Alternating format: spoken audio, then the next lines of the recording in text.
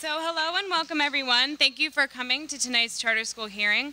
My name is Hannah Tremarky. I'm the student representative on the Board of Education from Marblehead. I'd like to introduce you to my fellow board members, Amanda Fernandez from Belmont, Ed Doherty from Boston, as well as Cliff Schwang, the Senior Associative Commissioner, and Jeff Wilson, our current acting commissioner. So the purpose of tonight's hearing is really just to hear from all of you and to help inform the board's decision. We will be strictly enforcing a 3-minute time limit for each speaker so as to allow as many people as possible to speak. There will be a timer that goes off at 2.5 minutes, indicating 30 seconds remaining to wrap up, and then again at 3 minutes, indicating the end of the allotted time. So we do have a pretty big crowd tonight, so we may not be able to get to everyone, unfortunately. But speakers will not be necessarily taken in the order of their sign-up, and we want to hear from as many viewpoints as possible. Just one other thing to note, please do refrain from clapping. It encroaches on the time of our speakers, and like I said, we really want to make sure we hear from as many people as possible. So if you could just be respectful and not clap, that would be awesome. Let's see. So if you are not able to speak tonight, we would like to hear from you anyways. So if you want to submit any sort of written comment in addition to or in lieu of spoken remarks, they can be submitted to the department by letter or email by the deadline of Tuesday, January 2nd. Furthermore, this hearing is being recorded, and a copy of the recording and copies of all written comments will be provided to the full board in advance of the February meeting when final decisions will be made. So, we're ready to get started. So, we're going to start by hearing from State Representative Dan Cahill and State Senator and Mayor-elect Thomas McGee. So if you could come up, as well as Doreen Murray and Nina Cullen-Hemza, if you could come up. Yeah, so those people, if you could just be on deck, and we'll go in order, and then once everyone has spoken, I'll call up the next sort of round of speakers. I want to thank the board for being here today and allowing me to testify. You see a full room of people here, and this is an important issue to our community. I'm here in opposition to expanding the charter schools in the City of Lynn.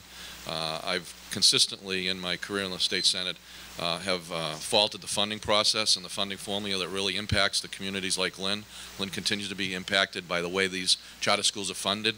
I've worked with people in the charter school. I've talked to parents. I've been to the charter school. I know the good work that's going on there. But the reality is, by expanding the charter schools in the City of Lynn, you're creating opportunity for some and leaving thousands of other students with millions of dollars less to continue to provide the opportunity that I believe should be there for every student. We have submitted as a delegation a letter. All 5 members of the Lynn delegation have signed in opposition. I know you have that copy of that letter that was sent November, I think 15th.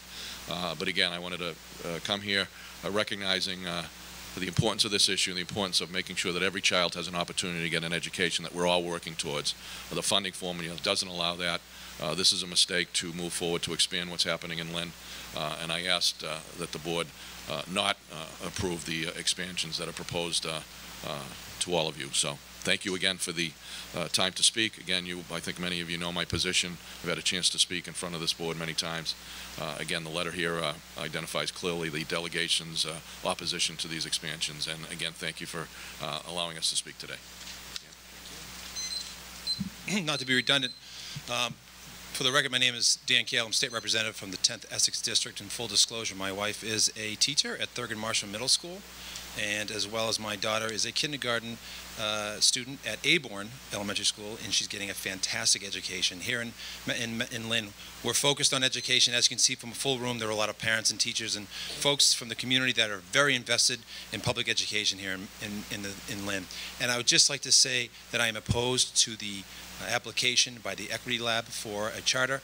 I think that this board in the past has rejected other similar applications from folks involved in this organization, and I applaud you for that decision. I think that is the right decision, and I hope that you continue to be consistent in rejecting the Equity Lab's application.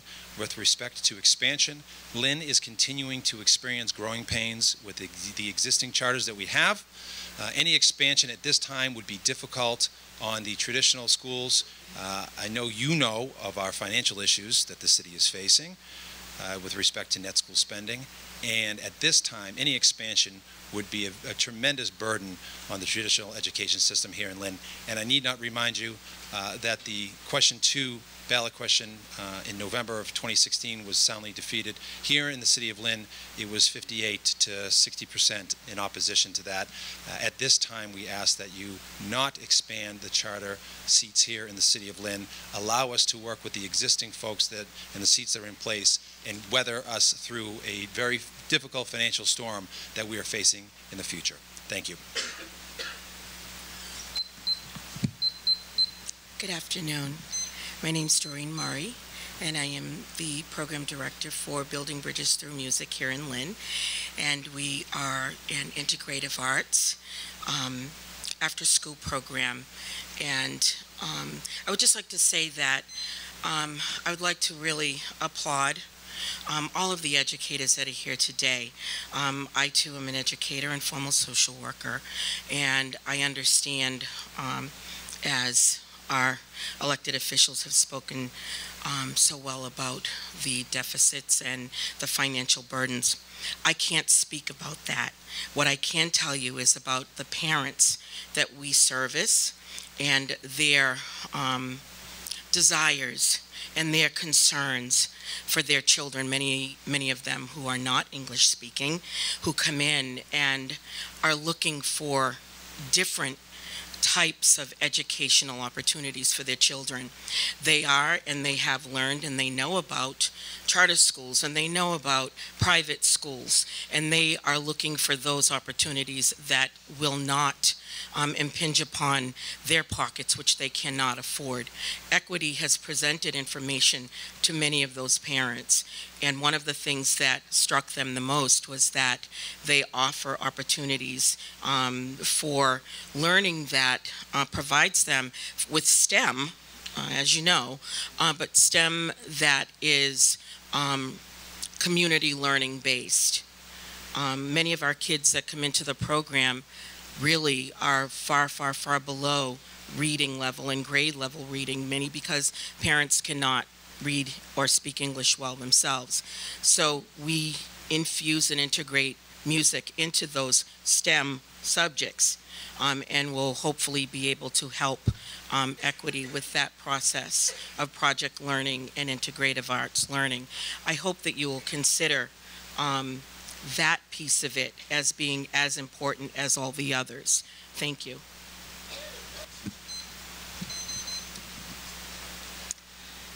Good afternoon.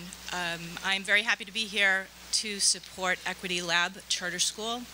My name is Nina Khan Hamza. I am a graduate student at Endicott College, and I will earn my doctorate in educational leadership this May, and I'm the head of school at the Marblehead Community Charter Public School.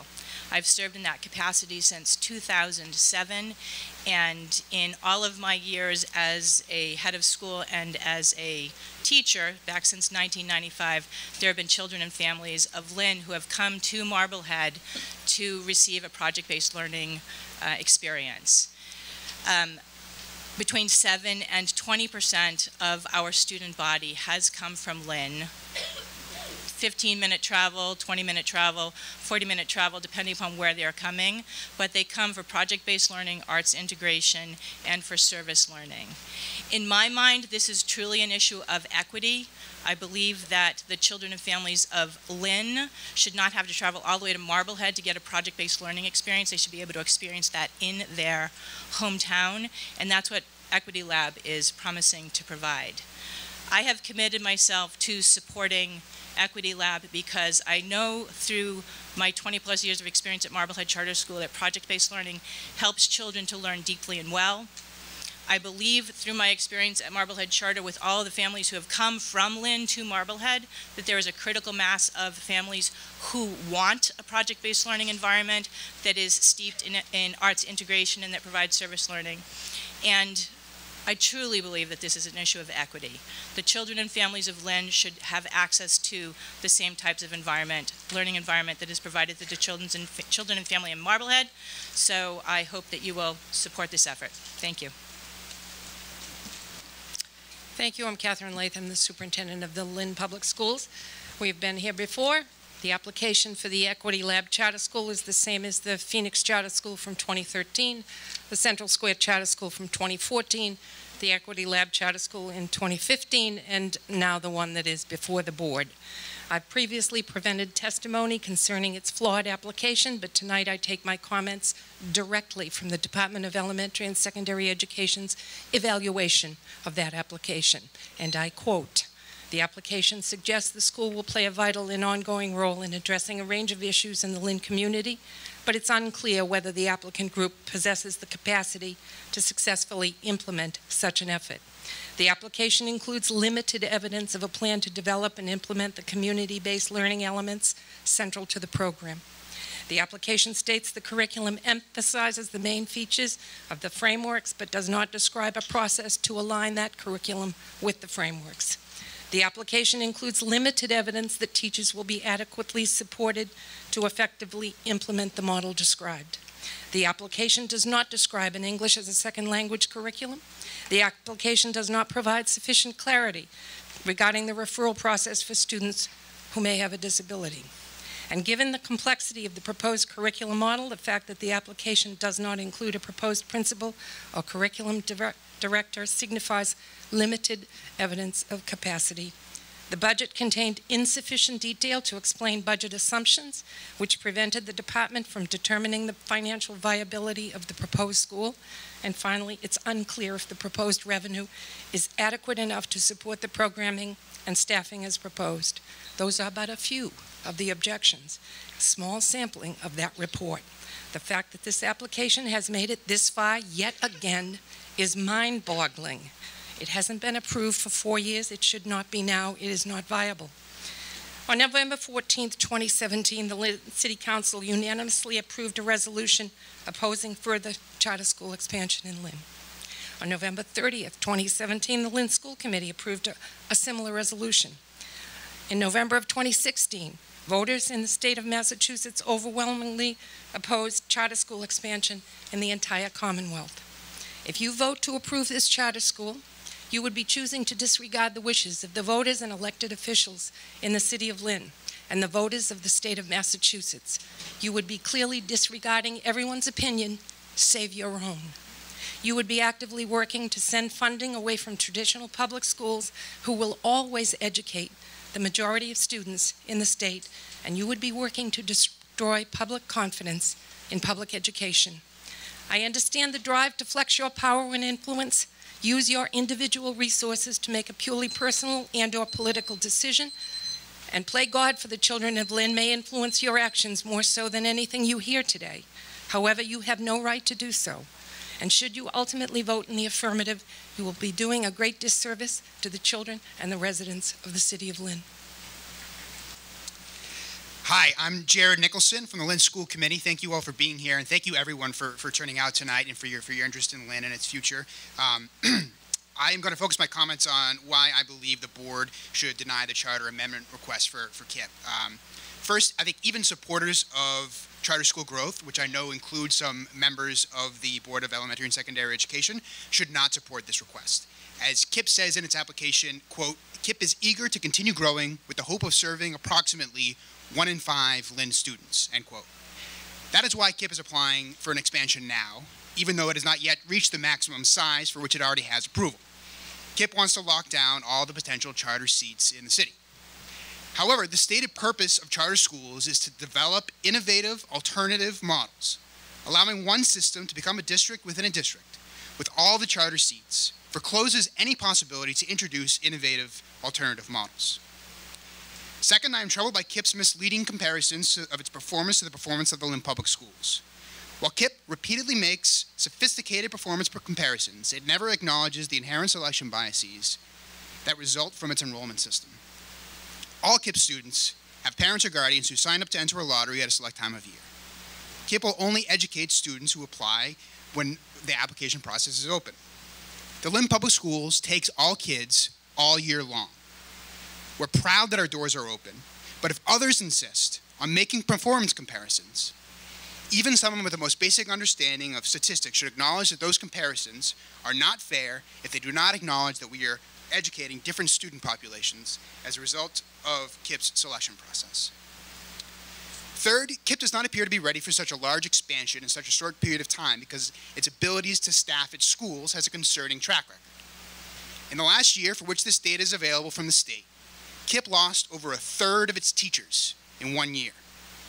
Over 4 years, KIPP lost an average of 1 in 4 teachers every year.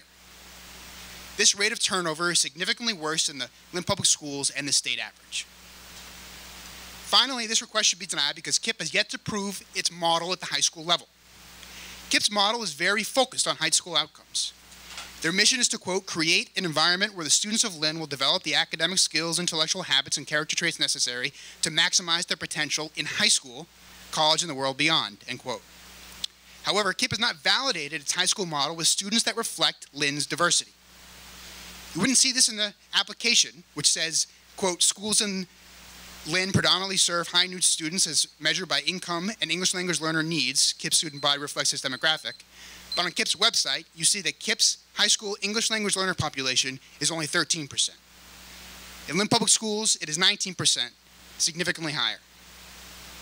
Before the state approves such a dramatic expansion for KIPP, which would include an expansion of KIPP's high school, it should make sure that KIPP can handle a population as diverse as Lynn's at the high school level. Thank you. Hi, my name is Daniele Queiroz. I'm a Lynn resident, and I work in Lynn as well in our outreach program for drug addiction. So I have 2 boys. They are 9 years old. They are twins. And I am supporting Equity Lab because my kids have some learning challenges, and I believe Equity Lab can help them with that with art, music, and other things they need. The other thing growing in Brazil, to have a chance to go to a school like Equity Lab, you just achieve that if you send them to private school. And it is a lot of money. As a single mother, you know, to pay for music, art, sports. It's very hard working, and I am here to support Equity Lab. Thank you. Hi, my name is Sandy Whitaker. I am a new resident to Lynn. I am a grandmother of a child who attends a Boston public school, and I support the Equity School as well. My granddaughter is into the arts, but they don't allow her to do both. She can do music, but she can't do arts. She can't do theater. She can't sing. So I think that giving the children a chance to use their skills in all of the arts would be a plus to the students of Lynn. Thank you. Hi, my name is Brendan Crichton. I'm the state representative for the 11th Essex District, representing Lynn and LHAND. And I stand here today as a proud product of the Lynn Public School Systems, where I went K through 12. And I can say with confidence, I would not be where I am today if it wasn't for the teachers in the Lynn Public School System, some of which are here tonight. I look at this issue simply from a resources standpoint. Our school system right now is already struggling. We need more resources. It's more and more clear every day. In charter schools, both these expansion proposals will take away those resources. This fiscal year, we're already losing $17 million. And with our schools, we have a unique population, unique needs. And while I believe our teachers here today are some of the best in the nation, they're not magicians. And without the adequate resources, they're not going to be able to provide the best education possible for our students. Now, I have a son, Nate. He's 2 years old, so we're a little bit away from school. But when we think about our future, when we think about the future of Lynn, we wonder, will he have the same opportunities that I had in the Lynn Public School System? And if we continue to go down this path where resources are drained and drained and drained, I don't believe that he will. I respectfully speak here in opposition to both proposals for charter school expansion. Thank you. Good afternoon. My name is Donna Whalen, and I am a Lynn resident, a lifelong resident of Lynn.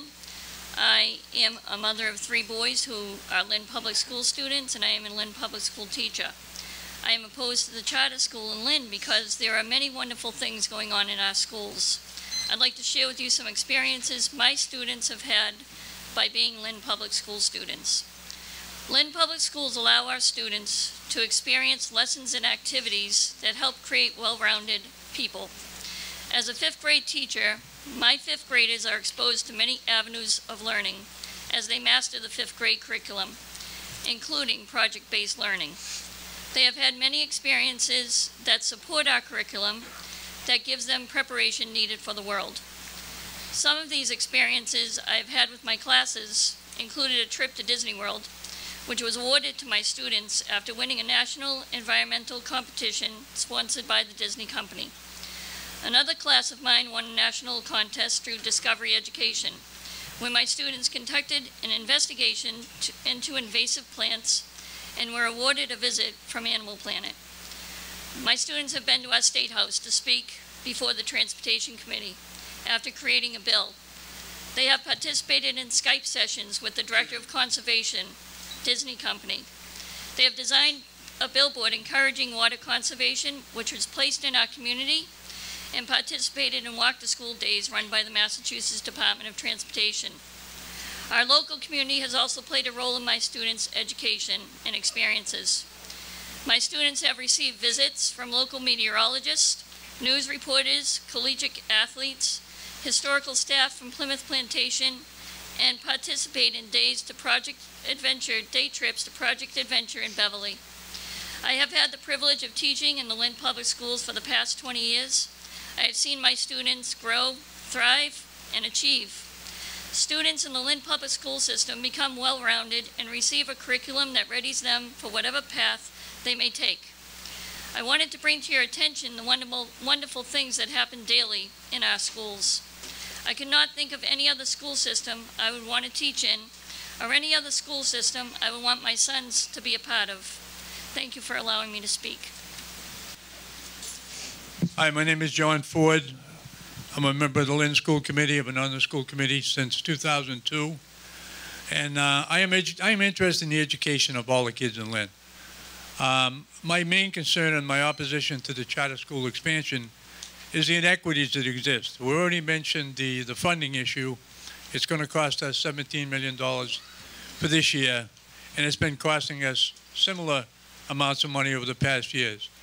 I've got 2 daughters that teach in the Lynn Public Schools, and it bothers me that they have to have master's degrees in order to teach. This is a state demand. They also both are certified in 4 levels of expertise. They have to pay for these certifications. They have to maintain them. Another issue I have is the fact that so many kids get accepted to and they go to charter schools, and yet after October 1st, they return to the public schools for various reasons. We don't have those options. We take any and all kids and we educate them. I think we do a very good job. I think if you compare all of the inequities in the charter, in the MCAS testings, you will find that we are on a level plane with the charter schools, and we've done well. I really think that if we're going to even entertain the fact of initiating more charter schools, we first have to find a way to level the playing field. It should be fair to all and not just fair to the charter schools. Thank you. Hi, my name is Erin Noon, and I am a Lynn resident, and I'm here to support KIPP Academy. And I'm unique that I used to work for the Lynn Public School Systems, and I now work for KIPP Academy. My story isn't a typical KIPP story, and my family isn't a typical KIPP family. And still, it was what's best for my kids. We were at Shoemaker, and I loved it. My son loved it. But my oldest son wanted to go to KIPP. My husband and I were against it, but I entered him in the lottery anyway because I didn't think he'd get in. He got in. We sat down to make sure he really wanted to try it. We went to visit it, and we fell in love. 2 years in, I told one of the teachers that someday I was going to work there. I then enrolled my youngest son, who has special needs. Jonathan had an IEP and a 504. A lot of people told me to think twice before sending him to KIPP. They told me that KIPP wouldn't have what he needed. They couldn't have been more wrong. He got the attention he needed and then some. His growth was tremendous, and currently he's applying to nursing schools. My oldest son is at UMass Dartmouth with a 3.75 GPA, and he wants to be a teacher. I've lived in Lynn my whole life. I'm a homeowner in Lynn, and I'm trying to raise kids that will be the future of this city. I would think that everyone would want what's best for the future of Lynn. I believe that's what's best for my family, for my children, is KIPP.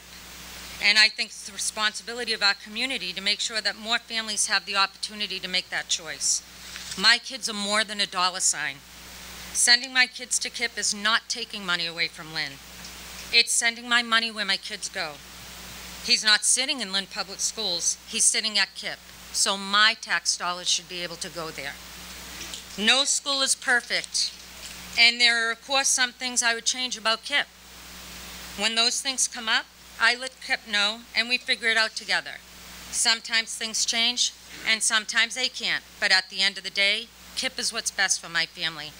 And it breaks my heart that there are families in Lynn who believe KIPP is best for their kids, and they're still waiting by a phone to get a phone call that probably won't come.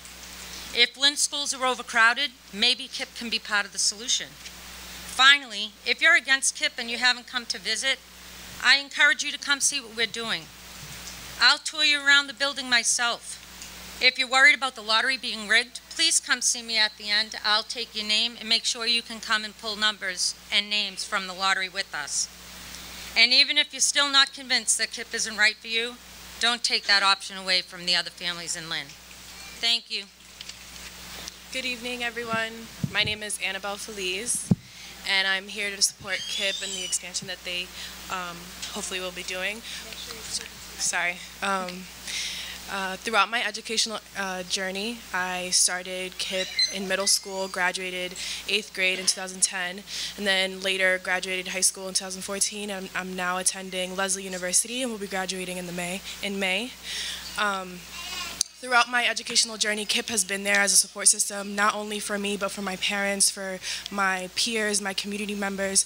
They provide opportunities and resources that we would otherwise not have. Things like when I was applying for college, I needed help applying for college applications. The school that I went to, my counselor was not very helpful, and that was because they didn't have the resources that they needed or that they had, that they should have had. And I went to KIPP, and that's exactly where I could find the help that I needed through KIPP through college.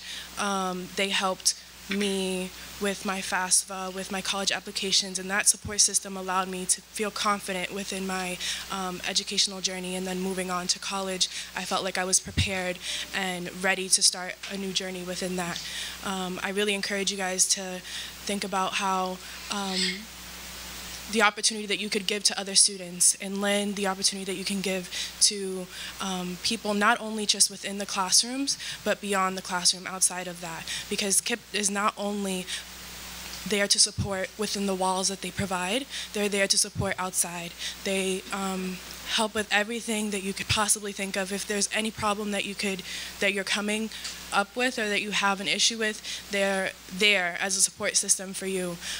Their education is beyond excelling, and they improve regularly. So I really have great appreciation for what KIPP has done for me personally and what KIPP has done for other students in the Lynn community.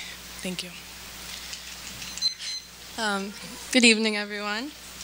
I'm Amila Bird. I'm currently a sophomore at KIPP, but I've been attending since 5th grade, so I know a lot about this school. So tonight I'm going to be telling you all about the night I witnessed the KIPP lottery.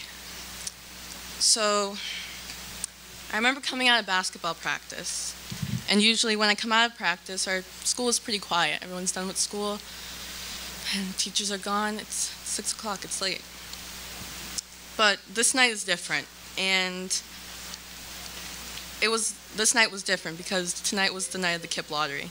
And I remember being able to feel the anxiety radiating off of these parents.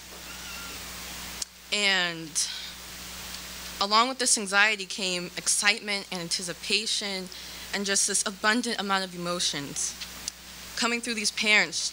These abundant amount of emotions just show how important these charter schools are to these people. These parents are relying on a plastic ping pong ball for their children's future. It should not have to be like this. The expansion of charter schools will limit the strong reliance on this ball, determining so many kids' futures. Thank you.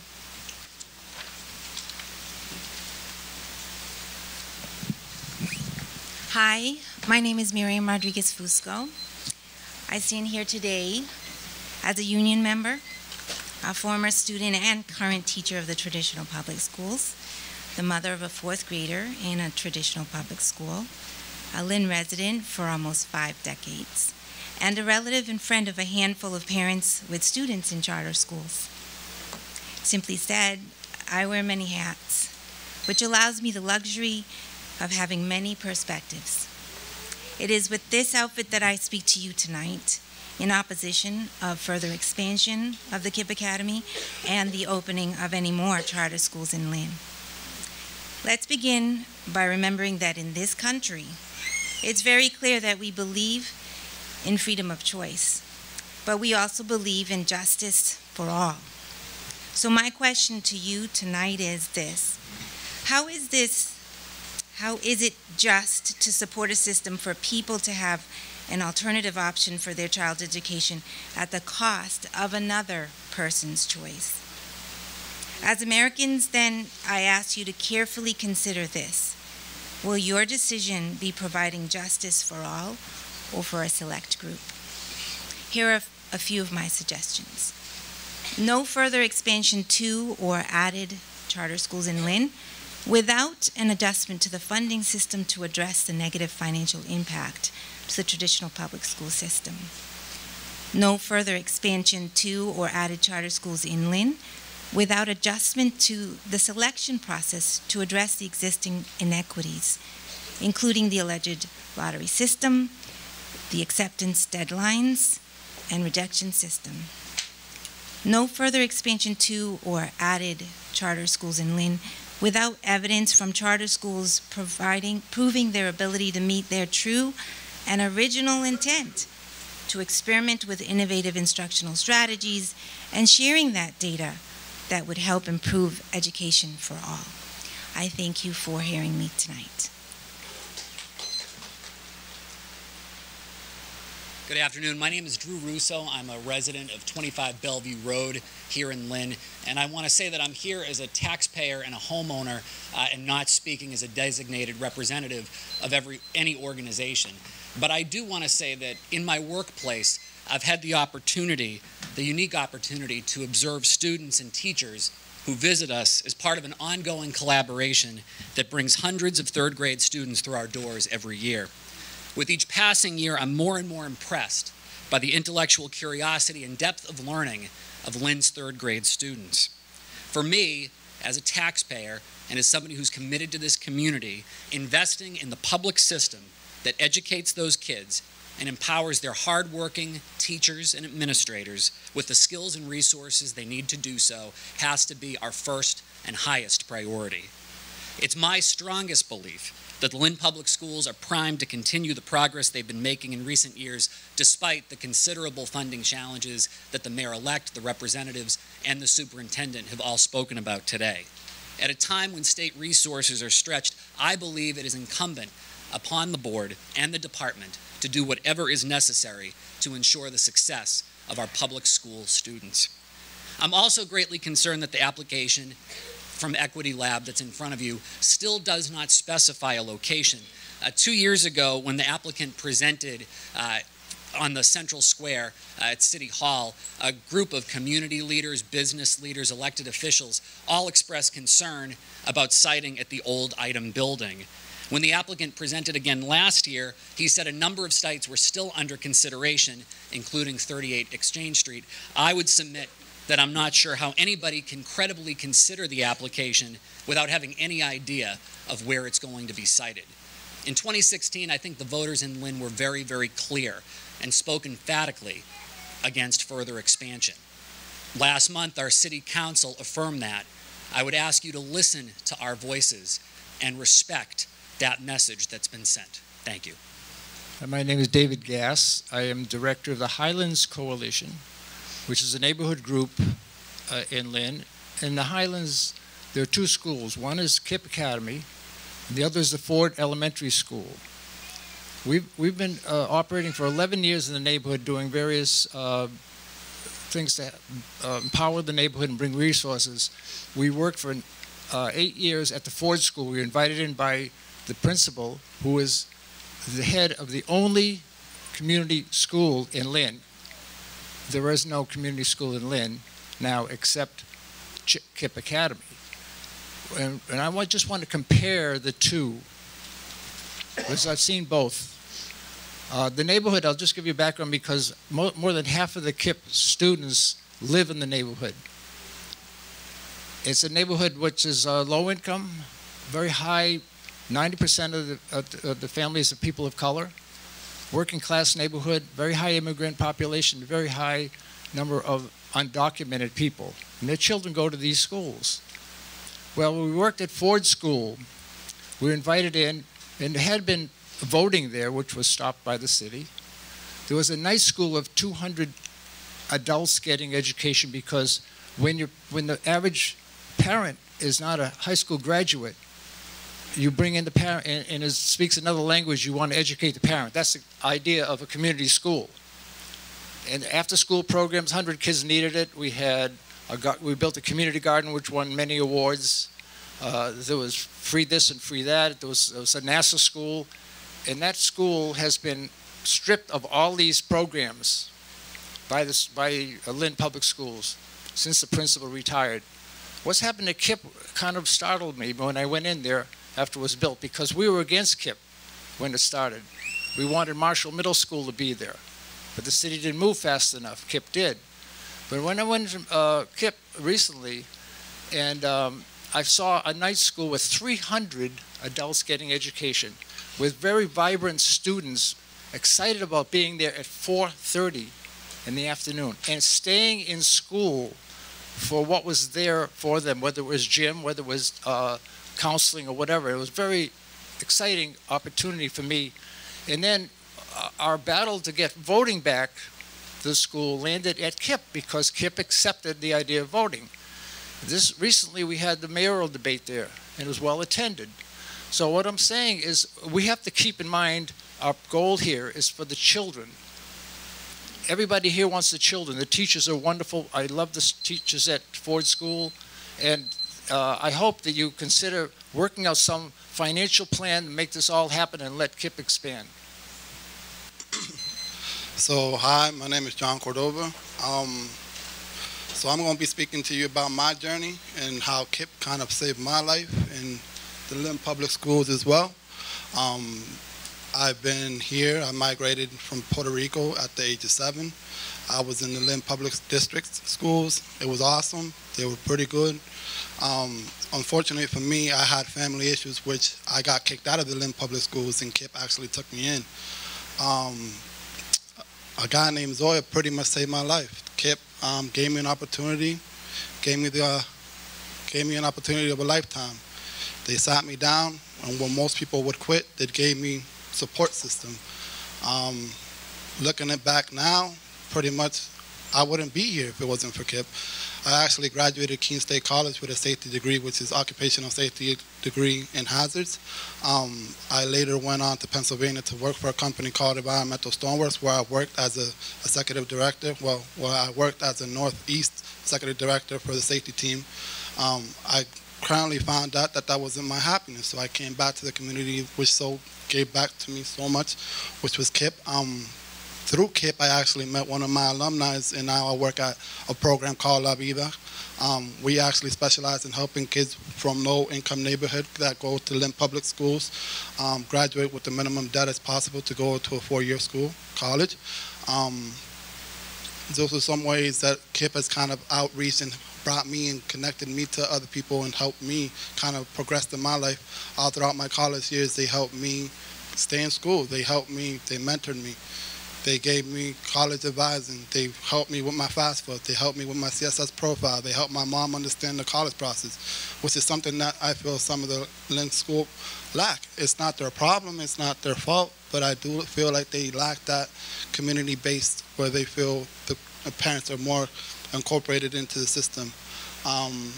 KIPP does not lack that. And That's why I feel like you guys should pass on and let other kids, such as myself, that struggle through this Lynn public system, actually have a chance and go on to be somebody that they want to be in their life. And so, please pass on, Kip.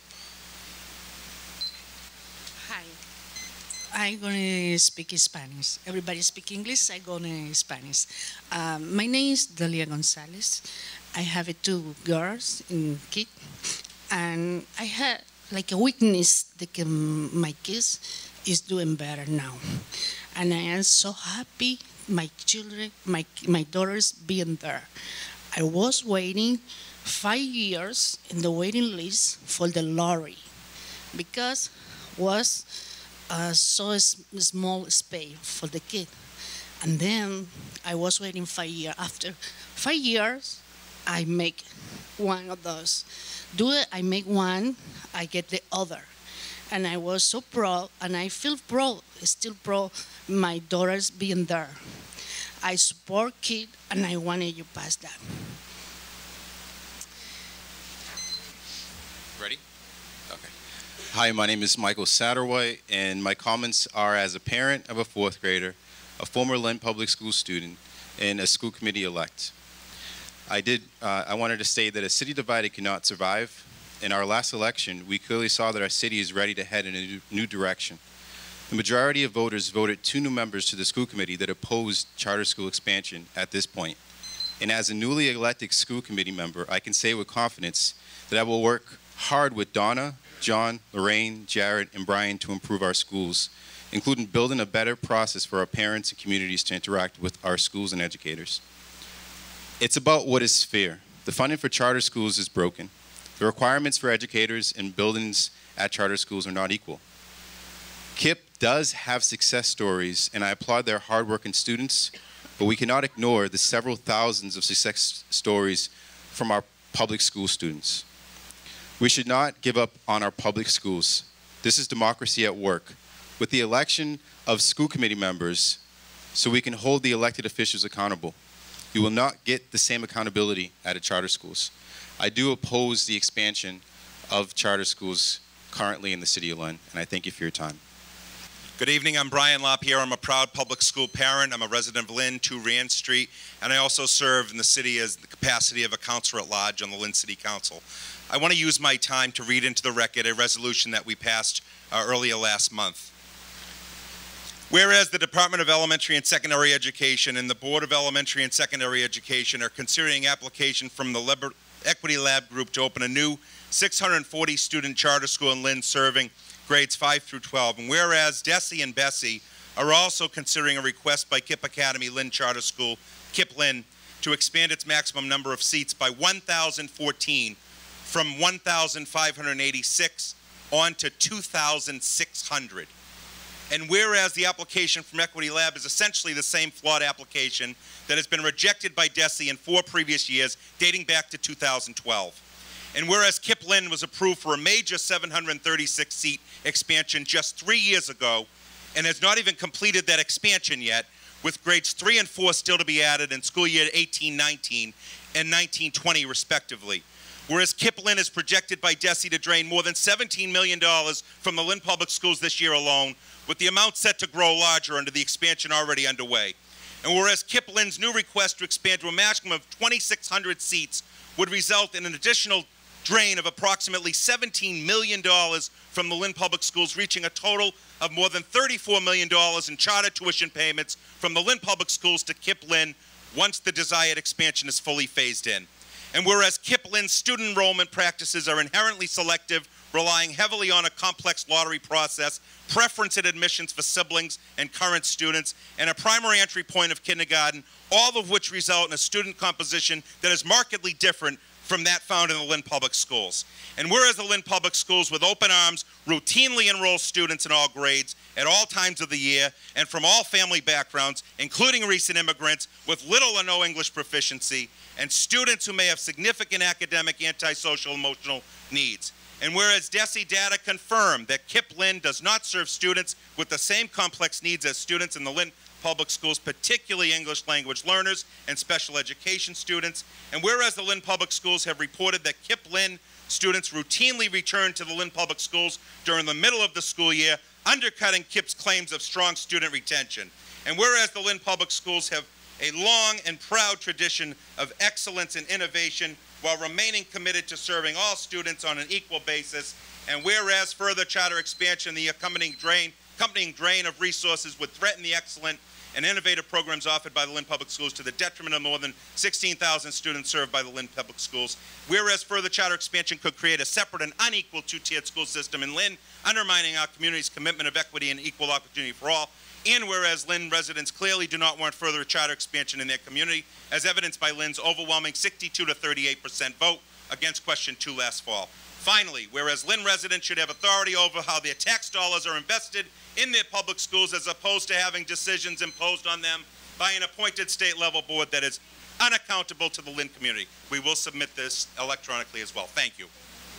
Hello, I'm Mike Fitzgerald. I'm a resident of Lynn for the last 13 years. I have 2 small children. I have the luxury of not having to be in the public school, but if I don't want to, but I also want to be in the system.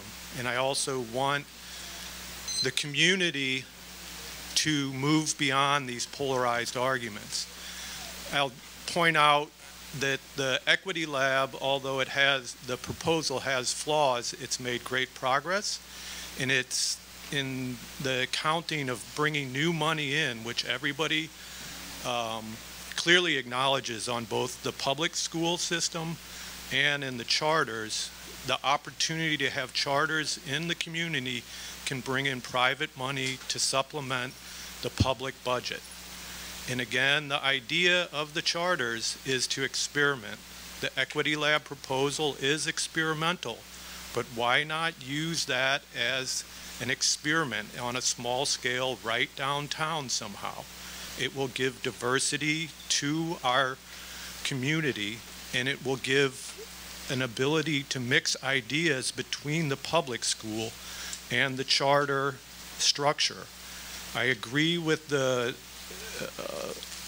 traditional public school that these rules may be unequal, so let us solve that problem. I, in my job, have to write grants, federal NIH research grants, so I feel the weight of regulations for doing this work, and how you start up a new project is very hard, but let us work to make this accountable for all and more efficient, because we all recognize dollars are scarce and they should be spent most efficiently.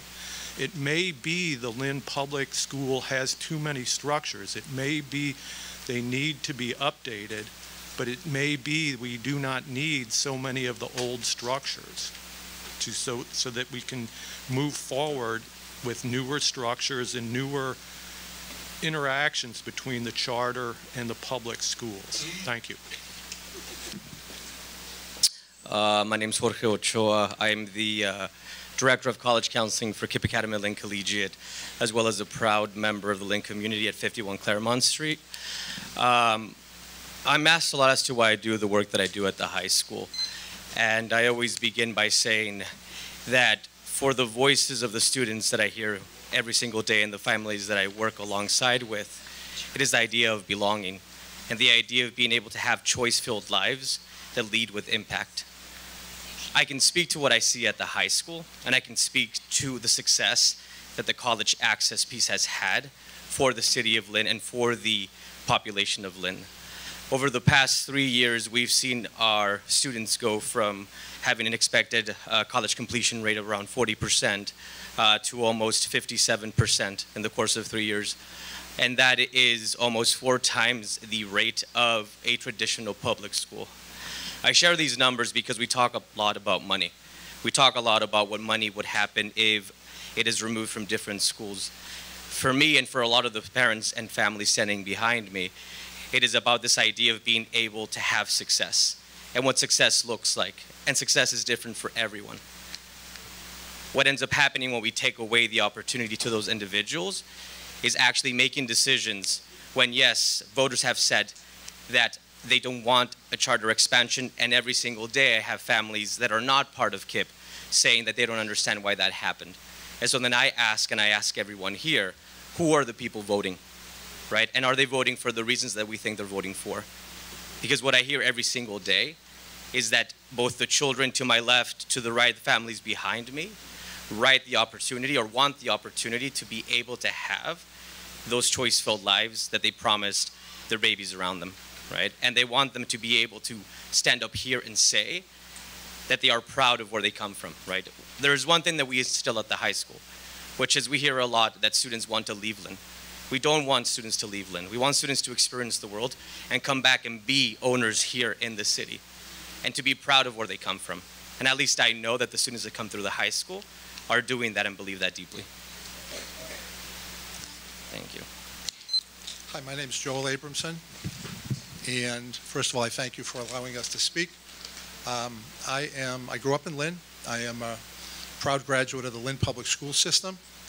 My wife and I have been very active in supporting education and youth-related activities for many years. We are the co-sponsors of the Scripps National Spelling Bee, the Eastern Regional contest held in Lynn. We are proud that we've taken that program from 28 schools to over 65 schools.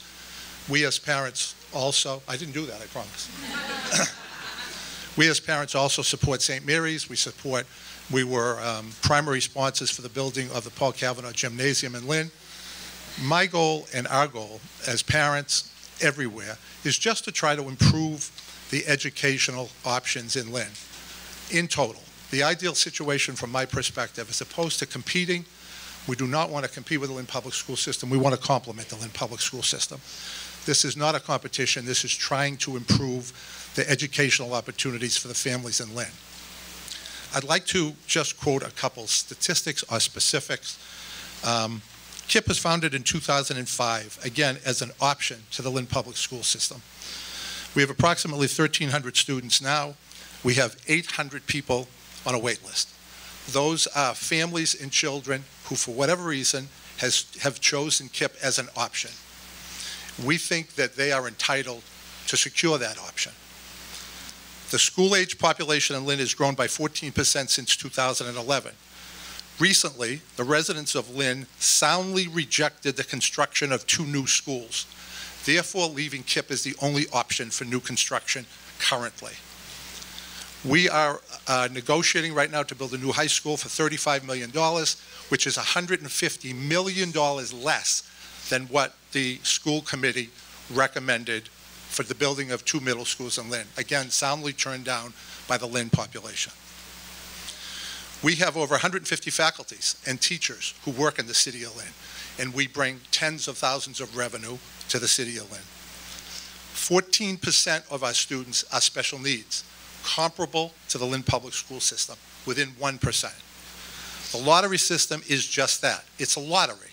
You put your name on a list, we put balls in a machine, they go round and round, they pick a number, and you win and you lose. It is as fair as any lottery system can possibly be. We retain about 95% of the students in Lynn, which is actually a comparable, if not lower, ratio than the Lynn Public School System. We have 350 parents per semester that we educate, no charge, through any part of the city in Lynn. We collaborate regularly with our peers. We are not just one school in Lynn. We are a member of a 250-school KIPP network. We utilize we collaborate with them regularly to discuss common practices and challenges so we can improve our school within the city of Lynn. Our students also provide thousands of hours of community service as part of our curriculum. So we don't just educate them, we don't just keep them in school for 6 or 7 hours. We encourage them to provide community service and activity, which they do both voluntarily and as part of the curriculum. We have relationships with over 90 colleges. Last year, 2017 graduating class, we graduated 95% of our graduating class, far in excess of a traditional public school. 86% of those kids, of those students, went on to secondary education. That's about double the rate of a general public school system. We graduate about 55% of the students who go, which is 6 times the rate of a typical urban school with kids of color. Thank you very much. We have a very active board. We are financially sound, and we appreciate and would like you to consider our expansion. Thank you. Good afternoon. I'm Ashley, and I'm a sophomore at KIPP Academy Lynn Collegiate, and I'm also a part of my class's student council, and I also participate in multiple extracurricular activities. Recently, I read a fact that says KIPP Academy Lynn Elementary has already received over 140 applications for approximately 100 seats in kindergarten, and applications are not due until February. And this fact especially resonated with me because I have a 6-year-old little sister who goes to the KIPP Academy Lynn Elementary School, and coming home from school every day and watching her read anything and anything she can just warms my heart. Knowing that she's only 6 years old and already has such a high reading level and a high vocabulary makes me so proud, because that's anything a big sister could ever want in her sibling. And then I think about myself and my journey in KIPP. I came so far. I started in the 5th grade, and before coming to KIPP in a regular district school, I was bored in class and I found learning very easy. Then when I came to KIPP, my education was challenged. The material they presented me with pushed my learning over the edge, which is part of the reason I consider myself so successful right now. Without KIPP, I don't think I could be standing in front of you all delivering a speech like this. I grew such a tremendous amount from my small time at KIPP, and if that's the case for me, I can only imagine what's in store for my sister from K through 12. And this can also be the case for so many Lynn families if you give us a chance to expand. And I also acknowledge your concerns with money being lost to KIPP, but let me bring to your attention that my sister and all the other kids in Lynn are more than a dollar sign. And also I want to address a fact that I've heard presented multiple times here. 92% of our students stay with us year after year. So, yes, thank you. Hi, my name is Joanna Capola, and I live in Lynn. I presently sit on the Lynn School Committee, and I was one of the original members when the Ed Reform Review Commission was created after the Ed Reform law was passed. And I represented the Massachusetts PTA. I was very active with parents, and I'm thankful for that opportunity. And I actually was encouraged by teachers in the City of Lynn who talk about PTA, being parents, P for the parents, T for the teachers. It's a partnership, and it was an honor to serve. One thing, though, when the Ed Reform Review Commission was put into effect, it said that the spirit of the law was never going to hurt the public schools. And unfortunately, as I sit on the Lynn School Committee, I know for a fact that it is hurting us here in Lynn. It is difficult money-wise. When students are, if you open up these slots and they leave, it doesn't mean that we'll be closing schools. It's just that money will be leaving us. I'm also the mother of 4 children that all graduated from Lynn Public Schools. I was a foster parent to 19 children. And the one thing that foster kids in this community is extremely open to foster children. Many, many, hundreds and hundreds of children are placed in families here in Lynn, and they would never be eligible to the application process that is through the charter schools at all. I got a child on Thanksgiving Day, and you get them at any time.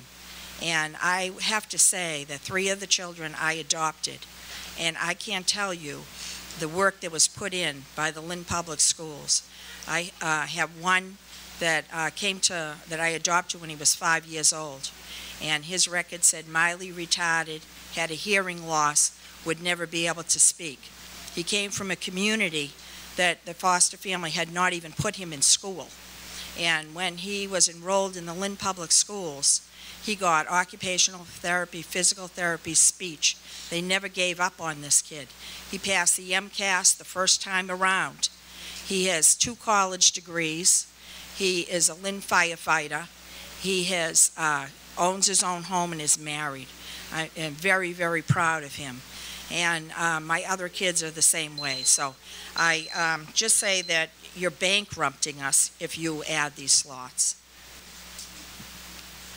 Hello, I'm Lorraine Gately, and I'm a retired Lynn Public School teacher. Thank you. I taught secondary, I taught science and biology. I now work in a private school, and I teach project-based learning and introduction to engineering design. I ran for school committee, and I'm going to be on my second term coming up.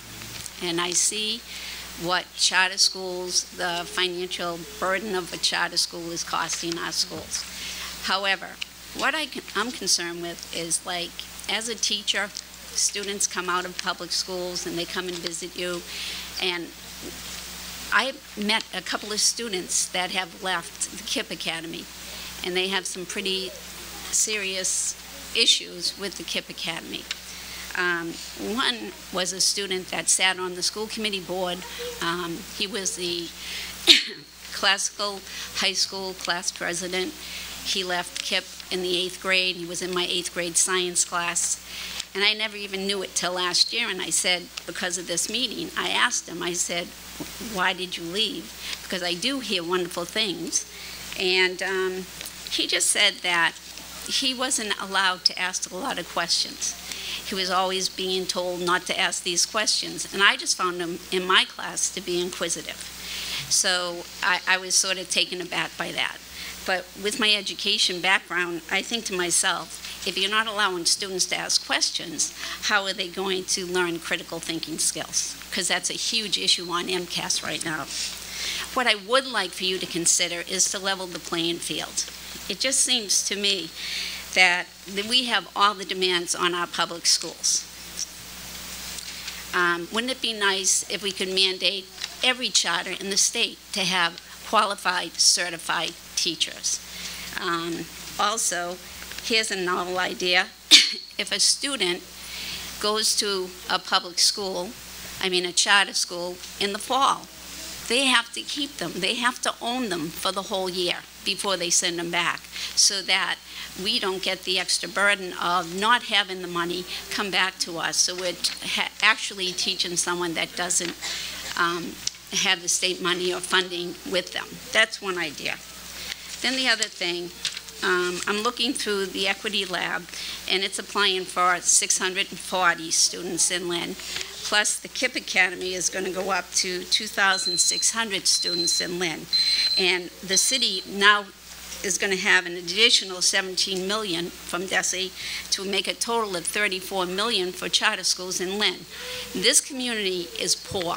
Right now, we can't even afford to build these new schools that we need. We need this money to help us with our schools, to help us continue the excellent education that our students here in Lynn, Massachusetts, in the public schools are receiving, because I hear from them all the time. And my son went to Lynn Public Schools, K through 12, and graduates this 2 weeks from Lesley University successfully. Thank you. I'm Sheila O'Neill, and the Lynn Teachers Union president. And I'm also a parent of past students from Lynn Public Schools and a resident of Lynn. New Equity Charter has applied with the same flawed application which the Department of Elementary and Secondary Education has rejected in 4 previous years, and it does not appear that this year's application has been improved in any meaningful way. KIPP Lynn has been enrolling students from Lynn since 2004, and over the years I have attended and testified at several hearings regarding their applications for expansion. I have watched and listened to our side, the opposition, depict in fine detail the detrimental cost charter schools have on the public schools in our city, the inequity of standards for teachers, and the negligence of the charter school premise regarding collaboration. Instead, I sat and listened to parents, teachers, and administrators of charter schools slander Lynn Public Schools and teachers. So today, I will share what an amazing job our Lynn Public Schools and teachers are doing on a daily basis, and that it is absurd to compare KIPP Lynn or any new charter school to Lynn Public Schools. Charter schools are always professing that they have innovative and project-based learning. Well, so do we. Our teachers are teaching using all modalities, visual, auditory, and kinesthetic. Science teachers at Breed Middle School use moon phase boards to help them understand the phases of the moon. 6th grade science teachers at Breed also utilize technology and oscilloscope app to explore the amplitude, wavelength, and frequency of waves. The Lynn English High School science teachers utilize a variety of strategies, hands-on experiments testing foods, building monomers of organic molecules, and a give one, get one strategy to review to engage all students during class. 2nd grade students at Harrington Elementary are creating posters with information from their nonfiction text reading. Ford Elementary students are harvesting crops from their school garden. And Aborn 5th graders have started a business producing and selling slime. These are just a few examples of how the teachers and students of Lynn Public Schools are gaining success. Lynn teachers are using innovative and project-based learning in their classrooms of 28 and 30 students with fewer resources than charter schools have at their hands. Another factor is you cannot compare our student demographics with charter schools. The majority of Lynn Public Schools ELL students, 68%, are in the entering, emerging, and developing levels of language acquisition, whereas KIPP Lynn only has 12% of students in these levels. KIPP Lynn ELL students are expanding, bridging, and reaching levels, 63%, whereas Lynn Public Schools only has 33% of students in these levels. Another factor that cannot be compared are our special education student numbers. 82% of students at KIPP Lynn are in full inclusion classrooms, with only 53% of students at LPS in the same. Lynn Public Schools and teachers proudly welcome and service all students. The inequity between KIPP Lynn and Lynn Public Schools stretches beyond the students we serve. The Lynn teachers receive new students on a daily basis. Our doors are open to all students in our city all year long, not just during the lottery. If charter schools are public schools, then why are they not required to enroll new students all year long? If the Board of Elementary and Secondary Education is meant to improve education across the state, then why are they attacking those districts in greatest need? The problem is that the powers that be treat education as a business, which it is not. Charter schools are exactly that, businesses. If the people writing checks to the Yes on 2 campaign and to charter schools across the country cared about educating the children of the United States, they would be writing checks to all public schools, not just charters. Education is about the child. Every teacher at Lynn Public Schools puts the child first, socially, emotionally, and educationally. Therefore, an affirmative vote for expansion of charter schools in Lynn is a vote for educational injustice.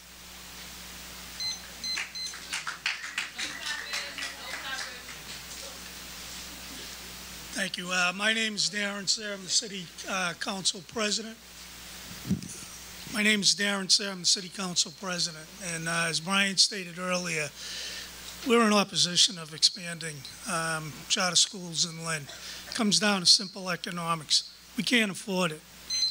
Right now, they take $17 million out of our school budget, and with the expansion, it would be over $34 million. We have 17,000 kids that go to our schools in the City of Lynn, and our teachers do a pretty good job with the tools and the money that they get. But if you take $34 million out of our budget, it's only hurting the kids, 17,000. The expansion would increase the number to, I believe, 2,600 students for the charter school. Cities like Lynn, Lawrence, Springfield, Worcester, and across the country, the poorer communities are the ones that suffer the most. I'm just asking you to really consider that in the expansion. We try working with KIPP. We want to work with KIPP. They do a pretty good job with what they have. I'm not here to talk in opposition of the kids that go there or to their parents. But the problem is that Lynn is such a poor community. I heard someone say that the Highlands, where KIPP is located, that the majority of people up there are minorities. That's the way Lynn is. Lynn is a blue-collar, hard-working city where the average income of a family of 4 is roughly around $47,000. But there's a majority of families where there's only one parent supporting those kids. And it's tough enough. We in our school system, and you can see it in the new Marshall School that we built, we offer all the same things that KIPP does and more. We offer the arts. We have media room. We have labs that are unbelievable, science rooms, cooking, home economics, shop. We have an unbelievable technical school. We have 2 great high schools where our kids go on to Ivy League schools. Both my sons graduated from the public schools. Both of them got into really good colleges, graduated, and it was because of the teachers here in Lynn. I ask you really to consider that. Thank you.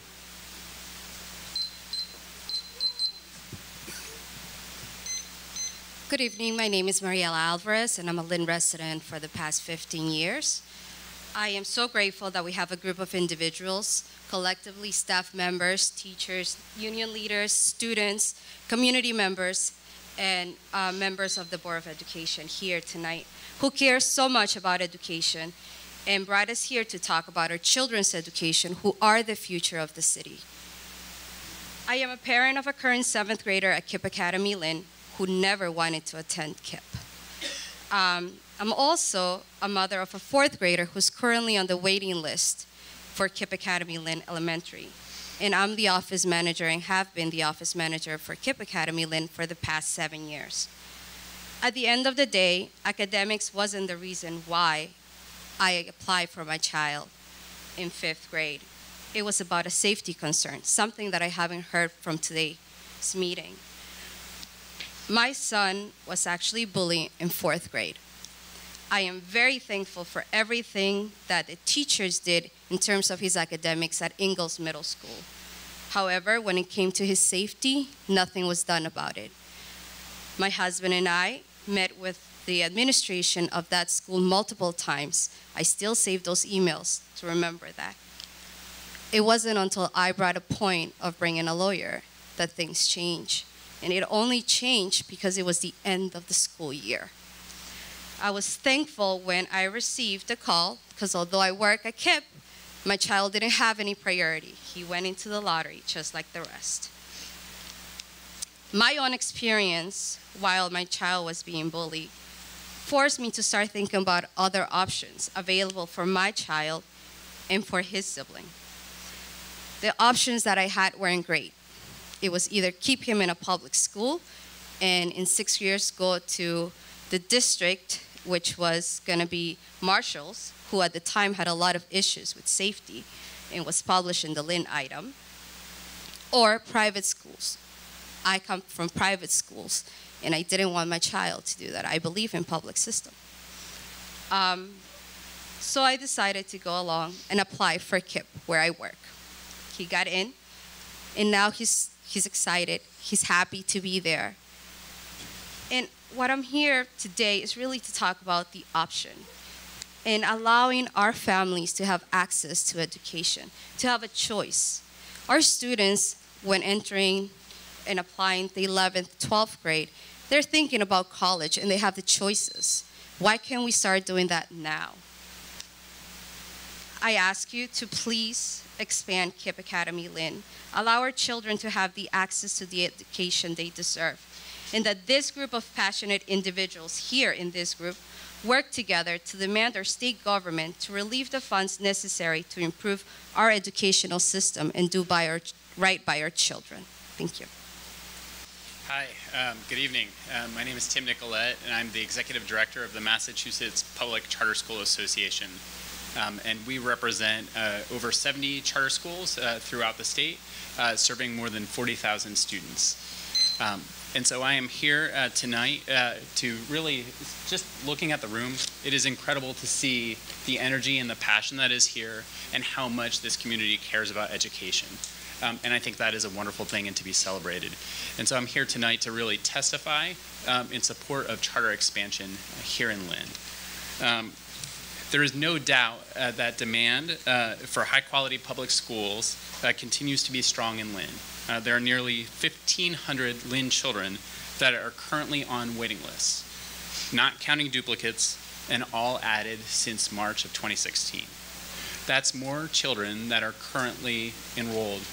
That's more children than are currently enrolled in Lynn charters.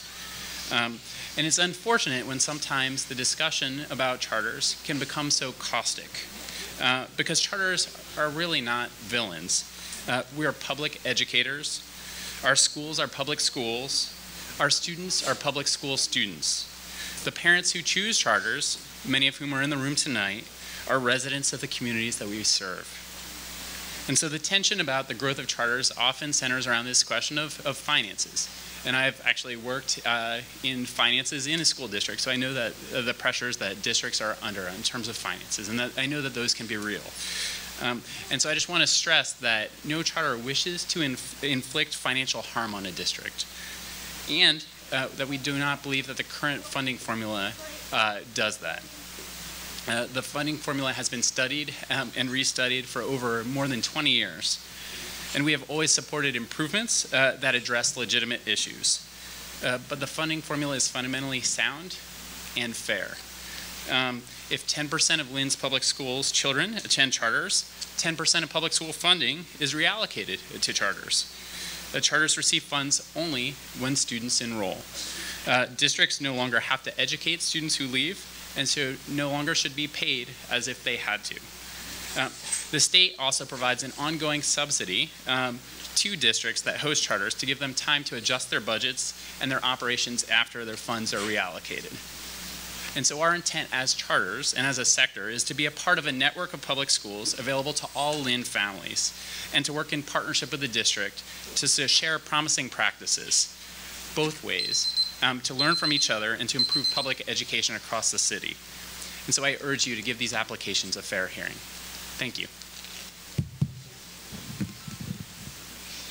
I think it's not for the first time that I came here in front of you folks. And I'm really proud to see the group of... Thank you. Again, my name is Gordy Jean-Francois, and I'm a proud resident of Lynn. And I'm also glad to see all of the residents of Lynn here. It clearly shows that people are really concerned about the type of education that we're receiving here in Lynn. If you go to a city council meetings, usually it's only them. You won't see that many people here. One of the speakers tonight said education is about the children, but here in Lynn, it's about politics. As you guys can see, the majority of people that came here to speak on behalf of the school system here in Lynn, the Lynn Public School, they are from one ethnic group. They are white. This is a very diverse city. They're not going to come here because all of them, it seems like, they have a script that they receive from the teachers' unions. I have a lot of good friends that are teachers here in Lynn, but I understand that they don't want to give our kids a chance, an opportunity to do well in life. I've seen it. And some of them I've seen, as soon as they see my face here, they run. Do you know why? Because they know I know who they are. My two boys, they attended my boy community charter school. One graduated from St. John Prep, and the other one now is a junior at my boy charter school. This is what I get from them. Let me read it for you. National Honor Society. You guys see that? And I would have to say thank you to my boy community charter school. We can repeat this also here in Lynn. They are talking about a lot of successful stories here about the Lynn public school system. Some of them even said why the charter school is not receiving kids throughout the year. They can't. They can't because spaces are limited. I've seen teachers, let me see if they're here, elected officials at St. John Prep. They were standing right here. I've seen teachers, elected officials at Malden Catholic, where my son, my 16 years old, a big dude, if you are teaching here in Lynn, why don't you take your kids here? If you are teaching here in Lynn, why you sign up your kids for KIPP Academy? You're sending a wrong message. Is that my time is up? 30 more seconds. 30 more seconds. Yeah. I think it's sad. Do not pay attention to what they said.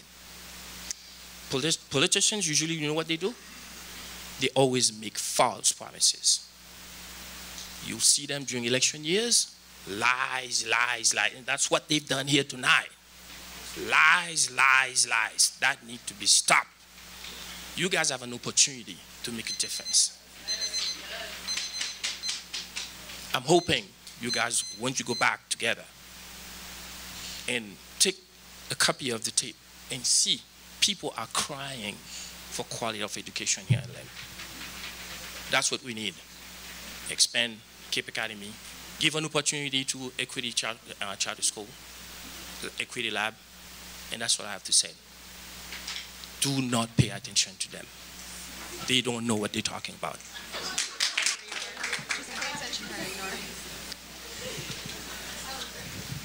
if they're done, can I have these? Yeah, I think. Hi, my name is Ann Dean. I'm a lifelong Lynn resident. I live off of Linfield Street now, but I grew up on Chestnut Street in the center of Lynn.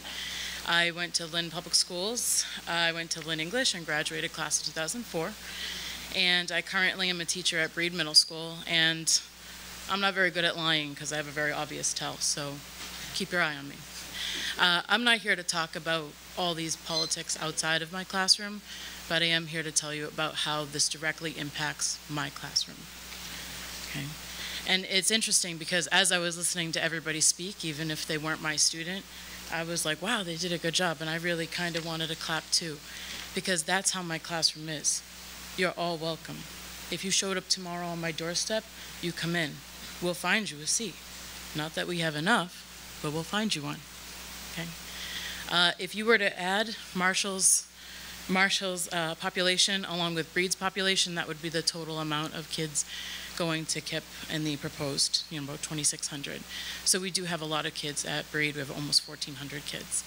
I guess what I'm here to say is I do a lot of projects and a lot of project-based learning. We just use our motion detectors to connect 8F5 from the Common Core. I'm an 8th grade math teacher, so I'm all about the math and all about the numbers. We not only used motion detectors, but we also used eggs and did an experiment to test the effects of slope on a line. I do a lot of projects in my classroom, but the problem is that my classroom continues to grow. And even though charters take kids, the first couple weeks of school, I lost 2 students. And since then, I've gained about 20. The numbers don't lie. And maybe they're not from KIPP. A lot of them are actually from Pioneer, and KIPP, and other places. The thing is our doors are open, and we're here to educate all. And I truly believe in public schools. And if you really believe in public schools and education for all, then you would vote to keep our public schools safe. $34 million may follow the kid, and it may be because that money follows that child. But that's like saying, I don't have a car, so the money that I have delineated for the management of roads should be put elsewhere. Eventually, we would have roads, if fathomable, worse than the ones we currently have here. Thank you so much. Good night, everyone. My name is Giselle Vargas, and I am the mother of 4 students that have gone to KIPP. My first experience with KIPP was actually in the founding year, 2004. My sister worked in the office there, and she was looking for someone to work with a student that needed help in ESL. I was ESL certified, so I thought about it, and I said I really can't, go to the school because I really didn't know the school, what it worked or anything like that. But I started going there after school, like maybe 2 to 3 weeks, 3 days a week. So that gave me the opportunity to see a lot of what was going on. And my son, the next year, entered KIPP. And what was really good about him being there was the fact that I saw him be so interested in doing his work and going to school. And he was really always trying to do what the teachers wanted. He wanted to please them, so much so that he became a vegetarian for about 5 years. And I was like, hello, we're Dominican, we eat a lot of meat. So then that, my son Richard entered the school in kindergarten, and I was so pleased because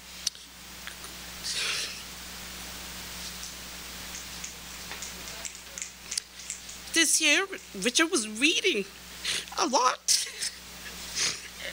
I can't even believe I'm crying, but anyhow. Now I have a 5th grader who is like so excited about school and going to college, and I'm just amazed. I'm just so happy. And I really would want to give other people this opportunity because I went to a lottery once, even though my child had the sibling, so she could go in. But when I went to go see this lottery, I saw such few people stand up. And I was like, oh my Lord. I felt so bad for them because I knew that my daughter was going to get this opportunity. And all of these other kids, you know, that are second language learners, kids with troubles. John, who spoke earlier, was my student. I'm like, I didn't even know he went to college. I was like, this is so great. I don't even know. So just please, let KIPP open up more spaces for kids who want to go to school. That's going to make the city a better place. Thank you. Hello, everybody. I want to thank everybody for coming here tonight. It's so wonderful to see everyone from the community out to support and voice their opinions and their views on education. I was recently just elected to the Lynn School Committee this year. But my background is in Lynn Public Schools. Growing up in the City of Lynn, I've been through the Lynn Public School system. As you know, growing up, for me, the public school system did everything for me. It provided me with opportunities that, for me, you know, I couldn't get if I was to go to KIPP or a charter school. Because unfortunately for me, I was a kid who was a behavior kid. I had mental health issues. I had trauma. I had things in my life that prohibit my performance. And the public school system took me in. And as I always voiced my views towards the public school system, they never gave up on me. I hold a master's degree. I'm pursuing a PhD. I hold myself accountable as a kid who came from the city and had to go out in the world and be stigmatized and labeled, come from a kid from Lynn. And for me, I had never really accepted those labels because I was very proud of my teachers and the people that I was involved with in my school experiences, the after-school programs and the extra help that I received. I went through a solid filter system, and I was an at-risk kid. And many times in my life, I've hit the floor, and that public school system was able to rise me up.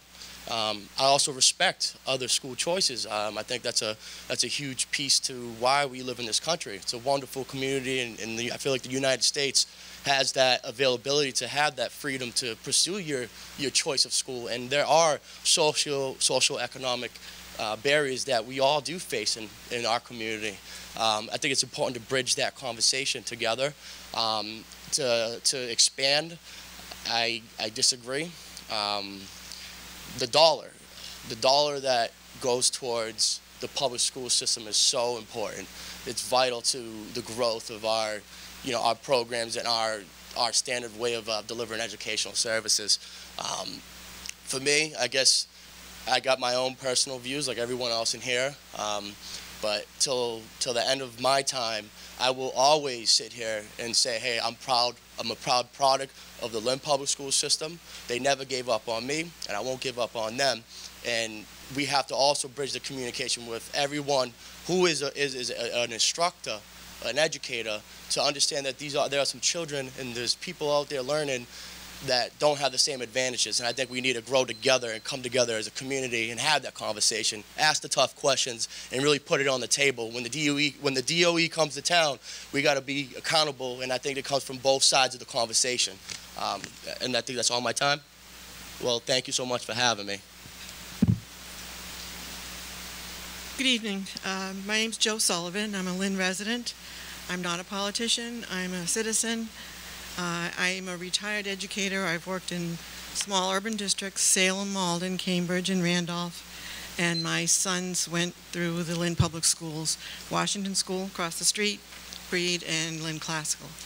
And I'm here as a citizen because I object to my tax money funding KIPP or any other charter school in Lynn. I'll make my suggestion at the end. I thought that this was just a hearing about the Equity Lab.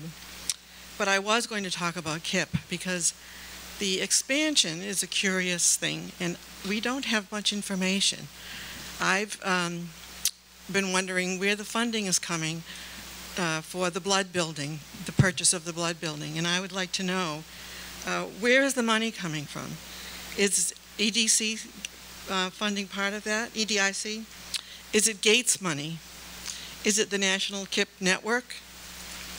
Is it from the Lynn Public Schools? Is it from the Massachusetts Department of Elementary and Secondary Education? I've written 2 letters to the editor to the Lynn item asking these questions, and they've refused to print my letters. They haven't answered those questions, and I don't think we know the answer to those questions. In the meantime, the Joy Daycare Center in that building needs a new home.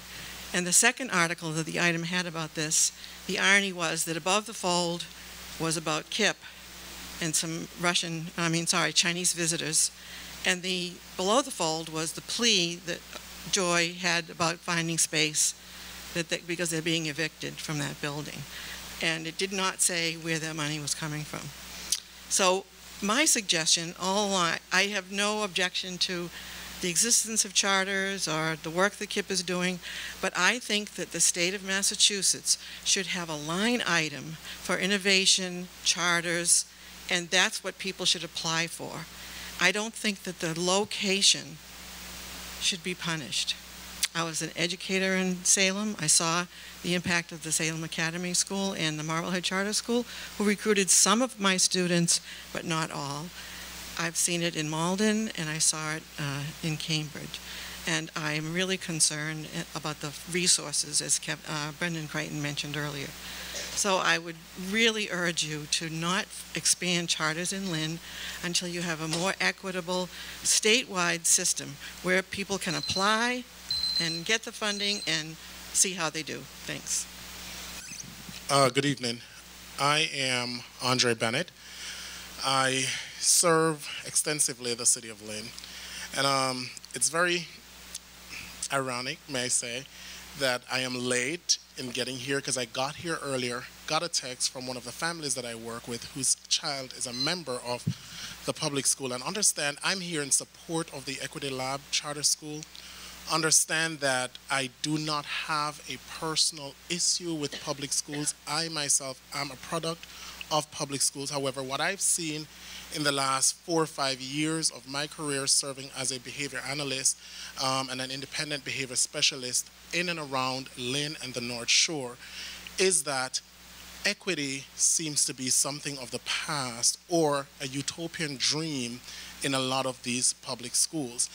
Not because the teachers or the professionals do not believe in such, but because it is just almost impossible for them to achieve such based on what they're working with and who they're working with. I got a call from a parent whose child had, quote unquote, a tough day today at school. And the first thing I did was pull the notes from school. This kid was put in timeout for almost the entire day today because why? One, the teacher doesn't have the manpower that she needs to deal with the child who has a behavior issue, as well as the other, however number of students she has in her class.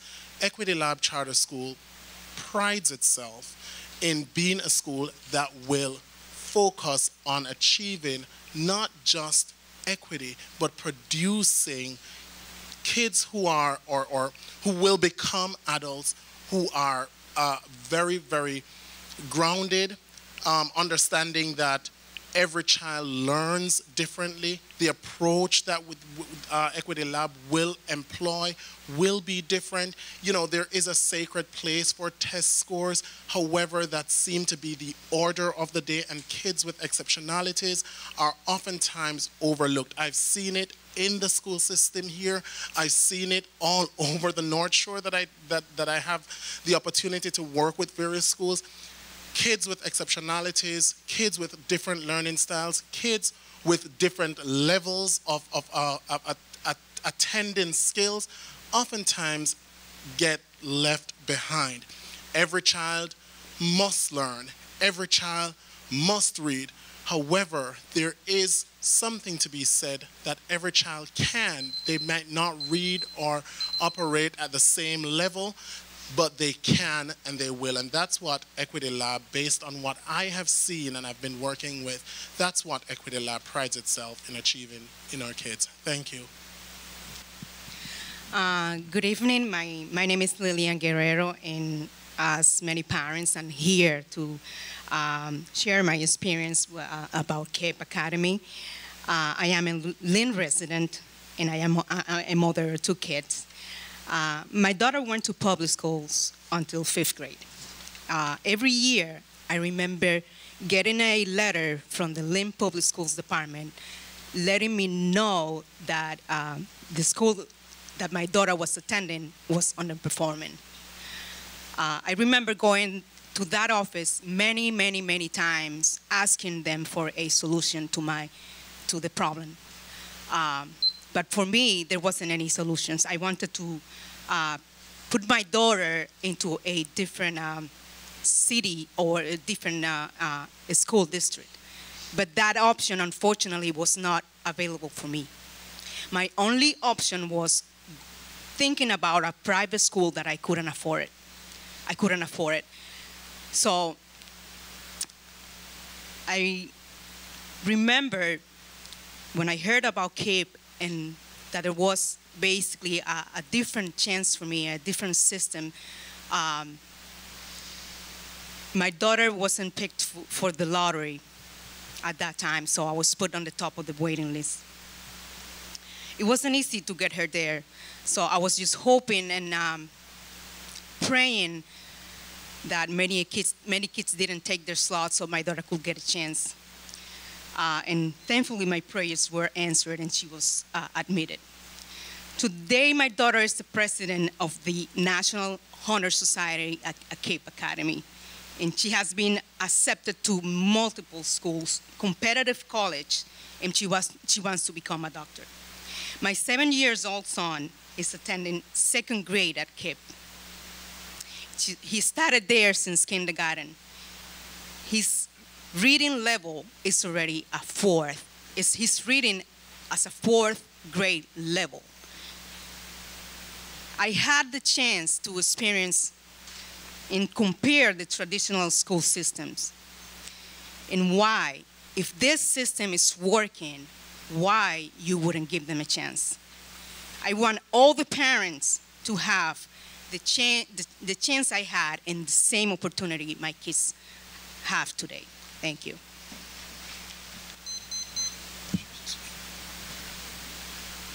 Good evening. My name's Phil O'Connor. I'm a middle school teacher at Breed.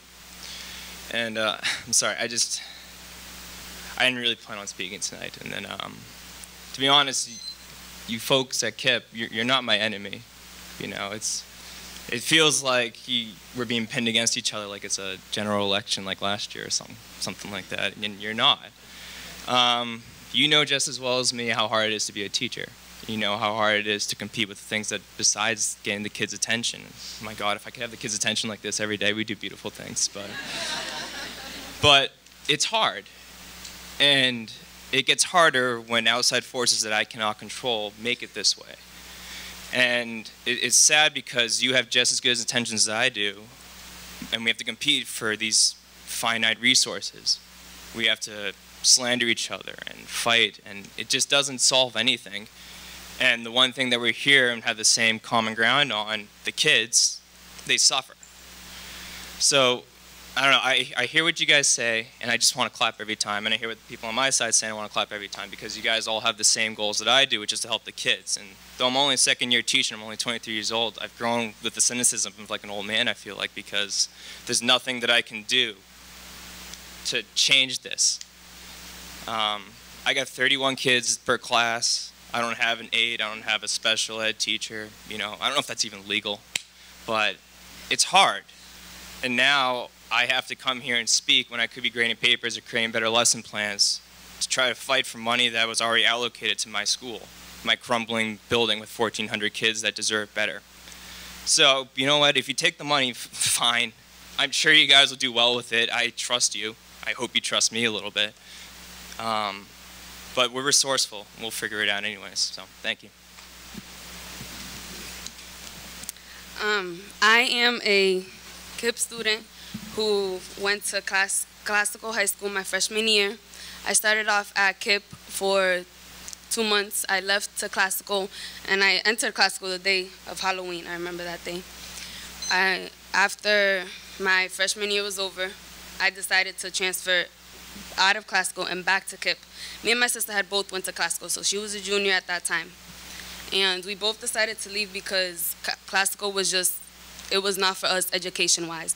Classical is very cool, it's very laid back. They don't really care much about if you're slacking in class, if you're talking in class, if you're sleeping in class. That's not their priority. At classical, I got honors 3 quarters. I was there for 3 quarters. I got honors every single quarter.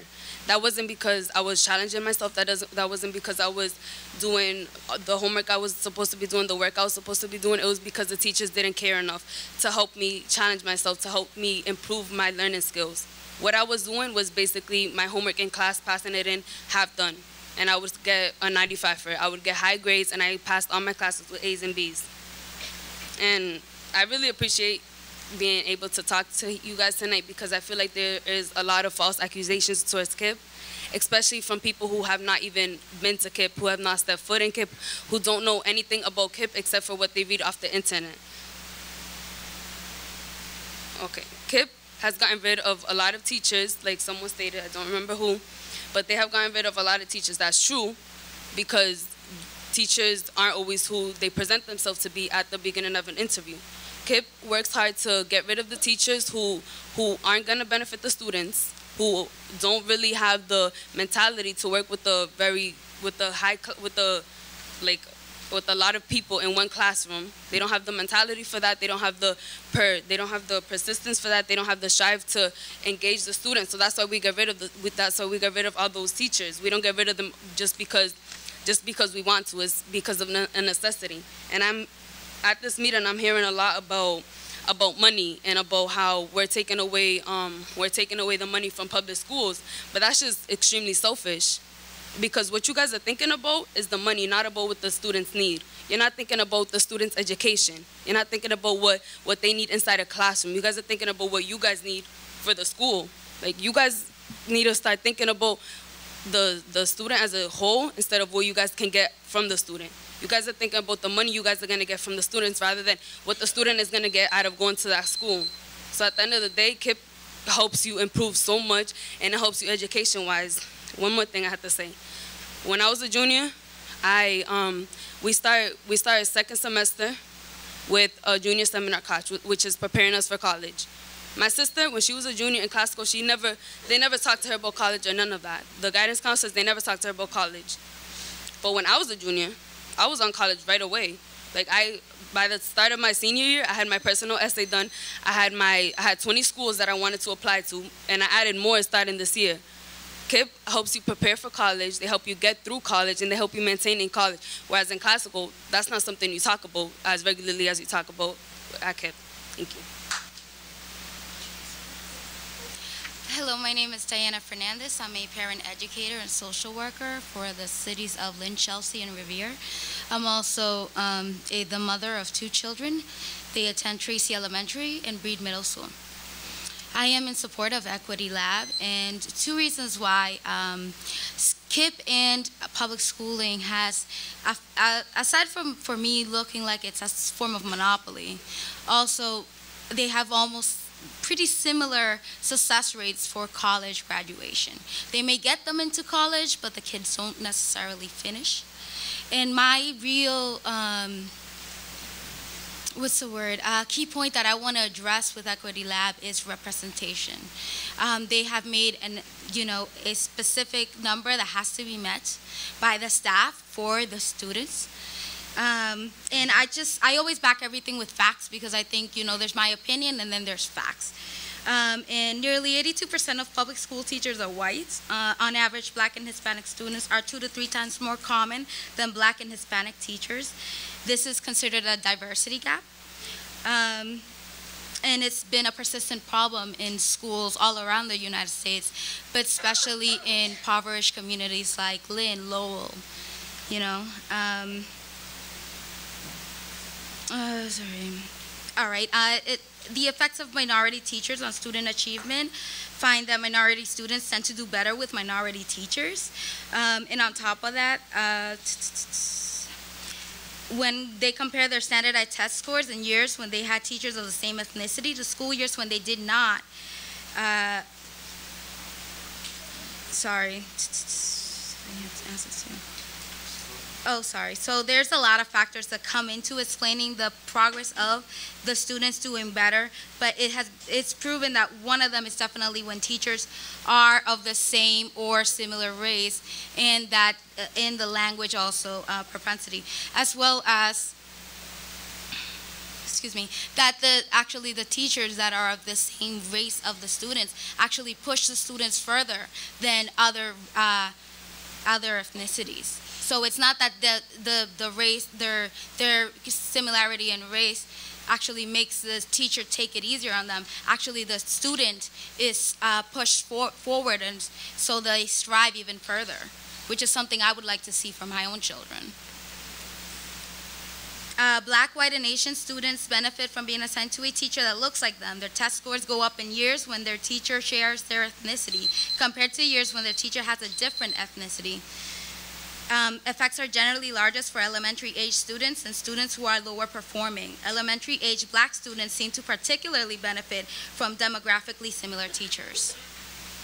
So this to me is why I am in support for Equity Labs. Thank you.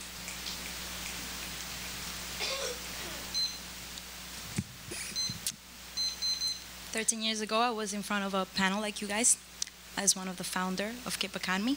We started knocking on doors, begging and trying to teach people about KIPP and please give us a chance, etc. Now we have 800 plus crying, praying that they may get into the list, in the wait list.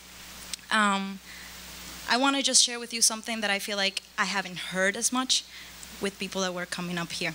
So it's to add to what you haven't heard yet. One of the things that gets me as a mom and as a teacher is, gosh, it's emotional for me, is the character of the kids. An education, academically, KIPP has it, yes. And they do a great job. The kids bridge that gap. We got that. But when it comes to character, and when it comes to how the students are taught to behave, how the students are taught to respect, wow, that is so important to me. And when I heard that the elementary was opening, to me it was like, what? You're telling me that we're going to, I'm talking we as if I'm part of KIPP, we're going to take these 5 years old, 6 years old, and teach them respect from early on. Teach them how to sit down and listen to adults speaking without interrupting. Teach them how to respect adults while they're speaking in the classroom. And have that all the way through college, all the way through high school. And to have that discipline, to have that character. And to me, it wasn't only how happy I was for that child. It wasn't only how happy I was for that family. It was how happy I was for the city of Lynn. To have all of these little students growing up knowing how to respect adults. I also taught at Marshall's. And one of the things that I learned as a teacher is very hard to teach if the discipline isn't there, if students aren't behaving, if I am not being heard, if I'm not being respected as a teacher, if I don't have the support of all administration to respect me and to have that discipline. And maybe not everyone has the time to do that, but KIPP does, because they're there from 7 to 4. We have the time to teach them character and to show them how to respect all adults. So now I am a mom of 4, and my daughter did get in. And as a mom who has been a teacher, who actually has thought of homeschooling if they didn't get into KIPP, because I don't want to live Lynn, there's a side of those of us who can help our students like get to college that also feels kind of guilty that we're taking a spot on the lottery. Because it's like, oh my goodness, but I feel like if I can help my student get to college because I know how to do it, What about this other mom that maybe just came to the country as immigrants? Like, you know, I feel bad taking that spot. And that's why I feel like having more spots for other parents is one way to help bridge that gap. Thank you. Hello. Thank you, folks, for your patience. It's been a long night. I have a few, my honorable name is Michael Victoriano. I have 3 children in KIPP. I have an 8th grade daughter, 6th grade daughter, and I also have a kindergartner son. The bullet points. Special ed concerns have existed before charter schools. The money for the children, that's existed before charter schools. As I spoke to a friend of mine a while ago when it came to the question on number 2, one of his questions was, where's the money for the charter school going to go? Well, why weren't you asking this question about the public schools beforehand? It just feels to me right now that a lot of these public schools are trying to play catch up with the success that the charter schools are making evident. I think it's obvious that somebody mentioned earlier about confidence in our public school system. I think it's obvious that there's a lack of confidence in our public school system. Children before unions. Children before unions.